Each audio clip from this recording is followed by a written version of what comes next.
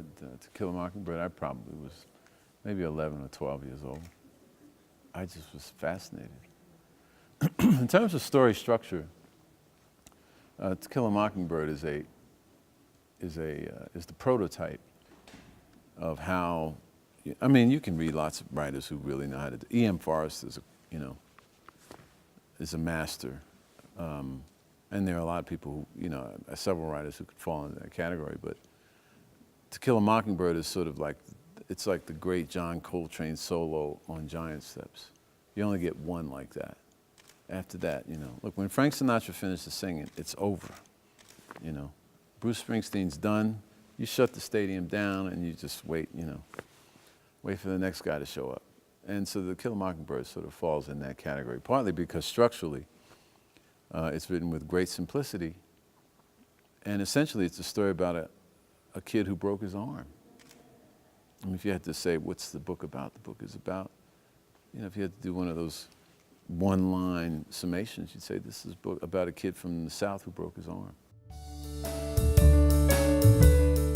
You'd find a Torah, all kinds of stuff. I read everything. I go to old bookstores and just basically buy them out. I mean, unfortunately, secondhand bookstores are. I have books on fishing, books on water, even though I'm afraid to go on a boat, I have books about television writers, books about the creators of Yogi Bear and, Tom and Jerry, that sort of stuff. I read everything. I see music and writing as really separate entities. I'm best writing just looking at a brick wall and just taking care of business. I'm not one of these writers who needs birds fluttering and the sounds of the creek passing. I mean, I'm a city guy, so I don't mind I don't need the superfluous stuff. I just need time. I wake up at 4:30 every day. I write for a while. Sometimes I go to the gym and sometimes I don't. More often I don't.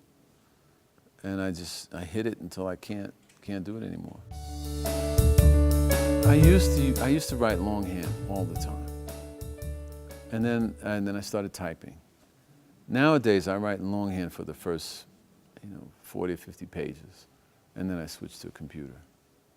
Part of the reason is my typewriters kept breaking, and the guy who fixed them, he was in the Flatiron building in Manhattan. And then he got priced out, and New York changed, and I can't find anyone to fix them. I must have maybe 10 typewriters. I'm no Mark Twain.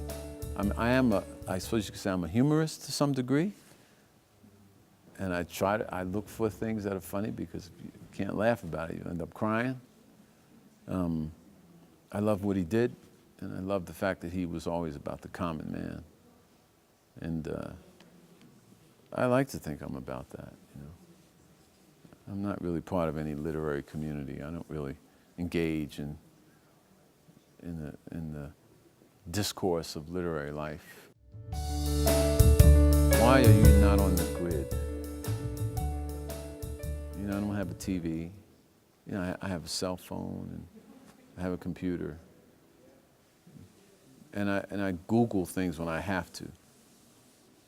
But I don't do any of that Facebook and Twittering and twiggling and fiddling.